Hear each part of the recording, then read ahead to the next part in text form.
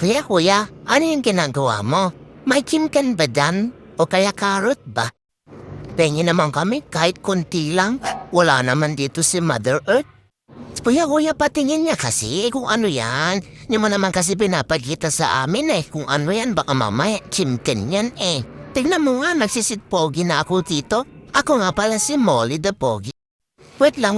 Ano yung kukunin mo dyan sa rep natin, Kuya Puyo, no? Ha? Pahingi. Baka meron dyang chimken, ha? Sige na kasi, pakita mo na kasi kung ano yung ginagawa mo doon. Kamatis! Wala ba dyang chimken? Wala ba? Sabi mo kay Mother Earth na bigyan kami ng chimken, kuya. At parang pinagloloko muna kami, Kuya Puyo, no? Balik-balik na lang kami dito. Kamatis lang naman pala yung kukunin mo at ginagawa mo dyan.